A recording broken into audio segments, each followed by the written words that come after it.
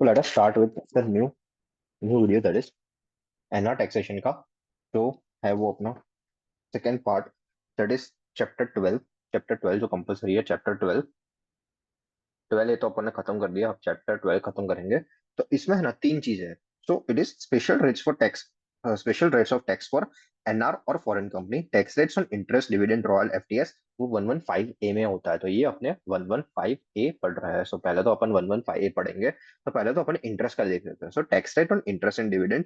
तब इंटरेस्ट पहला तो है जनरेट। तो अगर जनरिक बोरोइंग किया है, so borrowing in foreign currency, general borrowing किया है फॉरेन करेंसी में बोरोइंग किया है बाय द गवर्नमेंट और द इंडियन कंपनी। अगर कोई एनआर और फॉरेन कंपनी को गवर्नमेंट या फिर इंडियन कंसर्न जिसने बोरोइंग किया फॉरेन करेंसी, उससे इंटरेस्ट मिल रहा है, तो उसको 20% पे अपन 20% का उस पर टैक्स लगा देंगे। 20% का उस पर स्पेशल रेट पे टैक्स लगा देंगे। बट अगर बोरोइंग जो है वो आईएनआर में हुआ है, तो नॉर्मल टैक्स रेट लग जाएगा for the company which is 40% and for the individual which is slab rate. तो ये जेनरिक बोरोइंग है जो फॉरेन करेंसी में हुआ है बाय द गवर्नमेंट या फिर कोई भी इंडियन कंसर्न, और वो इंटरेस्ट का पेमेंट कर रही है एनआर या फिर फॉरेन कंपनी को।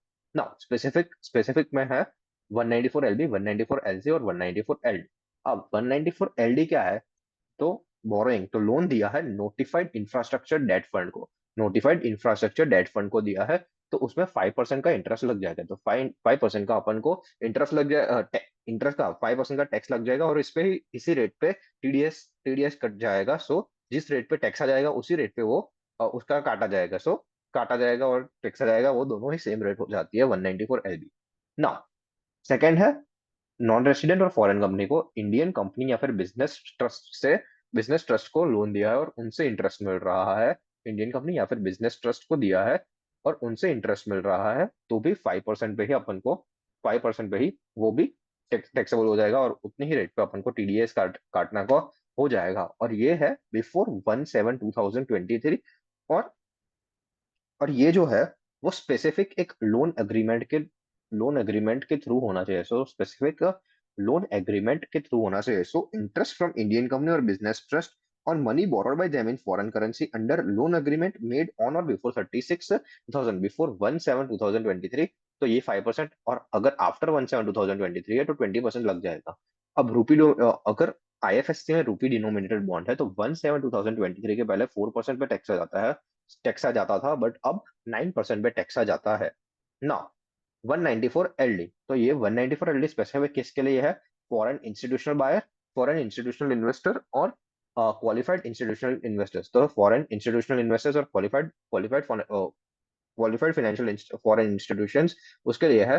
तो अगर उनको इंटरेस्ट इनकम हो रही है बिफोर 1/7/2023 फ्रॉम आरडीबी, फ्रॉम रूपी डिनोमिनेटेड बॉन्ड्स, फ्रॉम रूपी denominated bonds of Indian company, government securities और म्यूनिसिपल डेट सिक्योरिटीज, तो वो भी 5% पे होगा।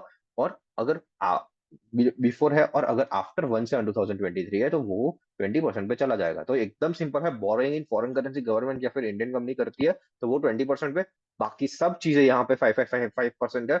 और ये दो जो लास्ट में है 194 एलसी और एलडी वाले जो दो है, उसमें 1/7/2023 के बाद अगर किया गया तो वो 20% पे टैक्स आ जाता है। और आईएफएससी में याद रखना है कि 4% और 9% का रूल लग जाता है। So this was the interest जो मिलता है उस पे कैसे टैक्स आ जाता है एनआर और फॉरेन कंपनी को। बट अगर उनको डिविडेंड मिलता है तो किस पे होता है? डिविडेंड फ्रॉम अगर इंडियन कंपनी मिलता है तो 20% पे टैक्सेबल हो जाता है, और अगर आईएफएससी में कोई लोकेटेड कंपनी है तो वो 10% पे टैक्सेबल हो जाता है। और income from units of UTI और म्यूचुअल फंड होता है तो वो 20% पे टैक्सेबल हो जाता है। Now firstly we will do the royalty and FTS income of NR और एफसी। तो अगर जो भी एनआर और एफसी है उसका पी इंडिया में है तो टैक्सेबल अंडर सेक्शन 44 डीए। तो वो 44 डीए प्रिजम्पटिव वाला जो है, तो उसमें 44 डीए पीजीबीपी में टैक्सेबल हो जाएगा। और normal provisions and tax rates लग जाएंगे। So normal provisions and tax rates लग जाते हैं। And expenses incurred by PE, that is wholly and exclusively for earning such income is allowed as deduction। तो जो एक्सपेंस पीई करता है wholly and exclusively for earning such income is allowed as deduction। और books of maintain को भी maintain करना होता है और ऑडिट भी करवाना जरूरी हो जाता है अगर पी इन इंडिया है और टैक्सेबल अगर 44 डीए में हो जाता है। बट अगर पी इंडिया में नहीं है, अगर पी इंडिया में नहीं है, तो it is taxable under section 115A and it is taxable at the rate 20%। Royal FTS 20% पे हो जाता है और वो ग्रॉस बेसिस पे होता है, नो डिडक्शन ऑफ एक्सपेंसेस। और चैप्टर 6 से अलाउड हो जाता है only for royalty and FTS to the extent of royalty और एफटीएस। तो रॉयल्टी और एफटीएस के सामने डिडक्शन अपन को मिल सकता है। अब अगर इफ डीटी डबल ऑप्ट कर दिया है तो रिटर्न शुड बी फाइल्ड, तो इन लोगों को रिटर्न फाइल करने की जरूरत नहीं होती। बट अगर डीटी डबल ऑप्ट किया है तो रिटर्न फाइल करने की नौबत आ जाती है। Now now three sections that are 115AB, 115AC and 115AD. Now 115AB is for income from units of UTI or mutual funds to the overseas financial organization. तो यूटीआई और म्यूचुअल फंड से कोई भी इन्वेस्टमेंट इनकम या फिर capital gain, दोनों investment income या फिर कैपिटल गेन कुछ भी हो रहा है यूटीआई और म्यूचुअल फंड्स को ऑफशोर फंड्स है, तो वो इनकम।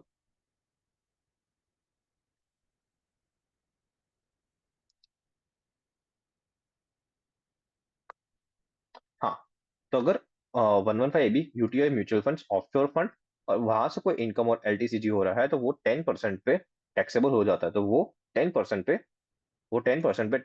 टैक्सेबल हो जाता है। अगर 115AC एनआर को इंटरेस्ट मिल रहा है बॉन्ड से, डिविडेंड मिल रहा है जीडीआर से और एलटीसीजी हो रहा है बॉन्ड और जीडीआर से, तो वो भी 10% पे टैक्स आ जाता है। सो 115AB यूटीआई और म्यूचुअल फंड ओवरसीज फंड, यहाँ पे ओवरसीज फंड मेन है, यहाँ पे बॉन्ड्स और जीडीआर, तो वो भी 10% पे टैक्स आ जाता है।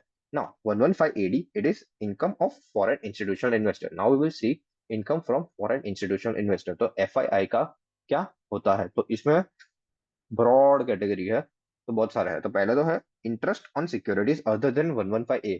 तो इंटरेस्ट ऑन सिक्योरिटीज 115 के अलावा कोई भी अपन ने ऊपर दी थी, जो यहाँ पे अपन ने ली ना, ये एफआईआई, तो वो कितने पे थी, 5% पे।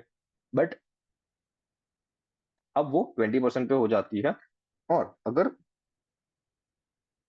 तो ये हो गया 20%। नाउ डिविडेंड, डिविडेंड तो हमेशा 20% ही होता है, तो dividend dividend will be on 20% tax हो जाता है।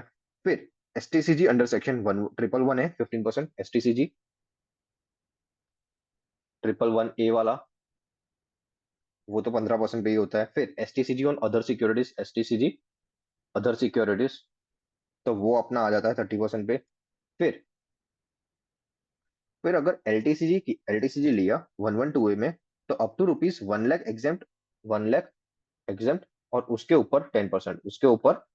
ऊपर 10% पे लग जाता है एलटीसीजी ऑन अदर सिक्योरिटीज। तो एलटीसीजी दूसरी कोई सिक्योरिटी हो तो 10%, और अदर इनकम नॉर्मल प्रोविजंस पे अपन को टैक्सेबल हो जाता है। तो इसका एक अलग से सम आ सकता है। तो क्या है, एफआईआई तो इंटरेस्ट ऑन सिक्योरिटीज 115A वाली है, तो उसपे 20%। फिर डिविडेंड 20%, एसटीसीजी 111A वाला 15%, एसटीसीजी कोई अदर है तो 30%, एलटीसीजी ट्रिपल 112A वाला 1 लाख तक एक्सेंट और मोर देन 1 लाख है तो 10%, एलटीसीजी 10% पे, और अदर कोई भी है तो वो नॉर्मल प्रोविजंस पे अपन को हो जाता है ना। कैजुअल इनकम तो 30% पे हो जाती है। और लास्ट सेक्शन अपना आ जाता है, लास्ट सेक्शन जो है 115BBA। इजी है, कुछ है नहीं। इट इज 115BBA तो ये किस पे लगता है, so tax rate on certain incomes of NR sports person. तो एनआर एनआर स्पोर्ट्स पर्सन है, एनआर स्पोर्ट्स पर्सन। फिर sports association, sports sports association, और लास्ट में हो जाता है एंटरटेनर्स। तो इस इन लोगों पे अपना 115BBA लग जाता है। एंटरटेनर्स उन लोगों पे अपना 115BBA लग जाता है। तो इसमें क्या है, तो स्पोर्ट्समैन, तो नेचर ऑफ इनकम क्या होनी चाहिए, नेचर ऑफ इनकम पहले देख लेते हैं। नेचर ऑफ इनकम, तो अगर स्पोर्ट्स पर्सन है तो वो अगर गा की इनकम, गा जी से क्या है, income from participation in India. तो गेम खेल के उसको अगर कोई इनकम हो रही है, गेम खेल के इनकम हो रही है, तो वो यहाँ पे आ जाती है। फिर ए से अगर वो एडवर्टीजमेंट करता है, एड इन इंडिया करता है तो उससे, और या फिर कोई आर्टिकल्स लिखता है तो उसकी इनकम यहाँ पे हो जाती है टैक्सेबल। फिर स्पोर्ट्स पर्सन में होगा, स्पोर्ट्स एसोसिएशन का हो जाता है। और sports association amount guaranteed to be paid to such association, sports association, और लास्ट में है एंटरटेनर। कोई भी परफॉर्मेंस किया गया है इंडिया में तो वो यहाँ पे टैक्सेबल हो जाता है। और टैक्स रेट क्या है? टैक्स रेट, अगर ये जो ऊपर वाली कोई भी चीज है की, तो ऊपर वाली कोई भी चीज above income will be taxable at the rate 20%। और अदर, कोई भी अदर है, बैलेंस इनकम अदर, तो वो नॉर्मल प्रोविजंस के अनुसार टैक्सी जाती है। तो नॉर्मल प्रोविजंस के अनुसार वो टैक्सी जाती है। Now exemption from filing of ROI, तो इन लोगों को आरओआई फाइल करने की जरूरत नहीं होती, आरओआई फाइल करने की जरूरत नहीं पड़ती। इफ इनकम सिर्फ 115 बीबीए वाली है, 115 बीबीए वाली है, तो उनको आरओआई फाइल करने की जरूरत नहीं पड़ती। और उस पे एंड टीडीएस डिडक्ट हो जाना चाहिए, तब उनको आरओआई फाइल करने की जरूरत नहीं पड़ती है। So this was it, the second part of NR taxation chapter 12।